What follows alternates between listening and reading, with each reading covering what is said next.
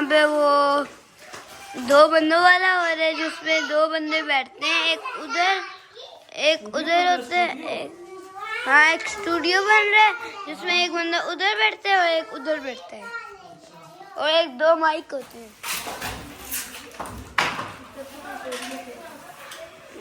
अस्सलाम वालेकुम नाज़रीन, मैं हूं मोहम्मद अवैस हमीद राठौर और स्टूडियो कंस्ट्रक्शन के पार्ट 2 के साथ मैं हाज़िर हूं रबीउल अव्वल की एक ख़ूबसूरत सुबह, जब हमने अपने स्टूडियो का जो बेसिक कंस्ट्रक्शन वर्क है वो आज मज़ीद जो है वो करने की कोशिश की।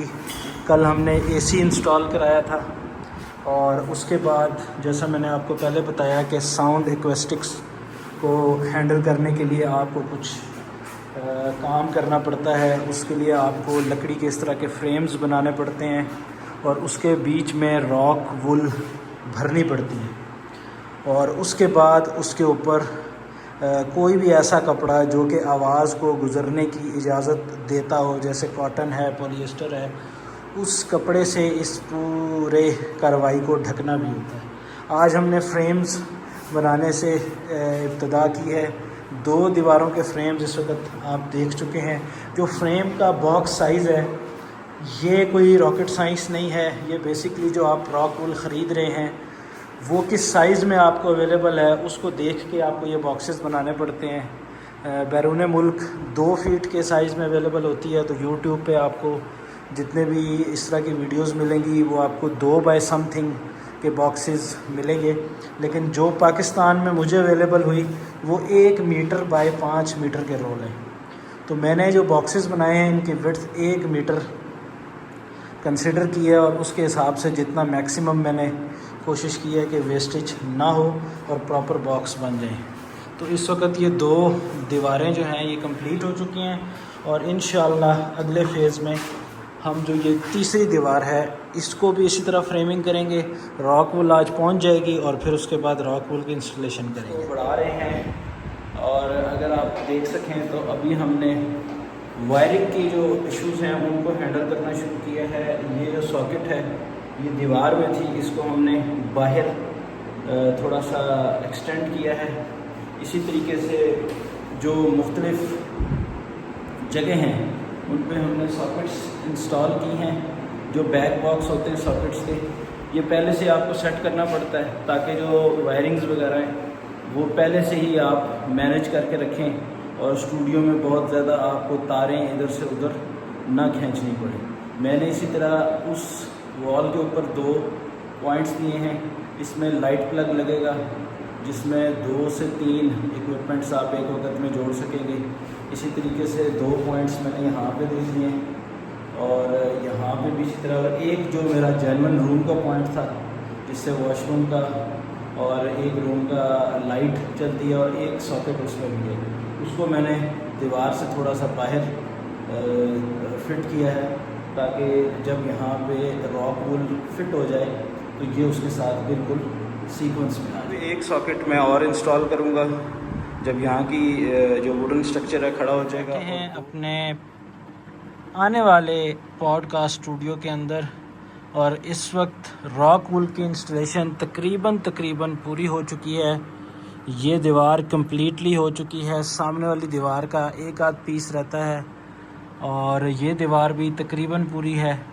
सिर्फ हमने दरवाज़ों के ऊपर थोड़ी सी जो कार्रवाई करनी है वो बकाया है, लेकिन आप आवाज़ का फ़र्क ज़रूर महसूस कीजिएगा कि जो वीडियोज़ रॉक वुल लगने से पहले रिकॉर्ड हुई हैं उनकी आवाज़ कैसी है और अब या अब के बाद जो वीडियोज़ रिकॉर्ड होंगे इस रूम में उनकी आवाज़ कैसी है। जी तो नाज़रीन, ये हमारा पहला जो स्टेप है वो कंप्लीट हो चुका है। एसी लग चुका है, रॉक वुल इंस्टॉल हो चुकी है, उसके ऊपर ब्लैक जो क्लॉथ है वो इंस्टॉल हो चुका है। जो फिनिशिंग आई है वो आप देख सकते हैं। जो सारे काम का प्रोसेस है वो आपने टाइम लैप्स वीडियो में साथ साथ आप देखते आए हैं। प्रोसेस सारा मैंने आपको एक्सप्लेन किया है। ये फाइनल लुक है। छत पे हमने 2 क्लाउड्स भी बना के लगाए हैं।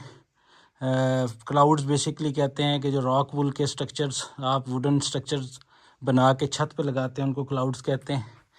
یہ الماری کے اوپر ابھی سٹیکرز لگے ہوئے ہیں، یہ جب اتر جائیں گے تو بیسکلی یہ بلیک گرینائٹ سٹرکچر کا یو وی شیڈز کی یہ الماری ہے۔ اور یہ آپ دیکھیں کہ یہ ہماری فائنل لک آئی ہے۔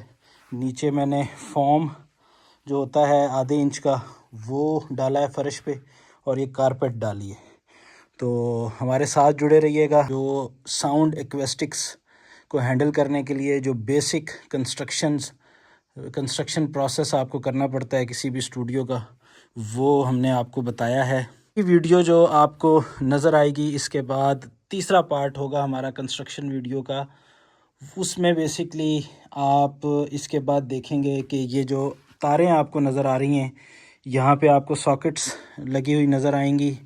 انشاءاللہ یہاں پہ ایک LED آپ کو انسٹال ہوئی ہوئی نظر آئے گی، فرنیچر نظر آئے گا، اور انشاءاللہ جو پوڈ کاسٹ کا state of the art equipment available ہے وہ آپ کو یہاں پہ انسٹال ہوا ہوا نظر آئے گا۔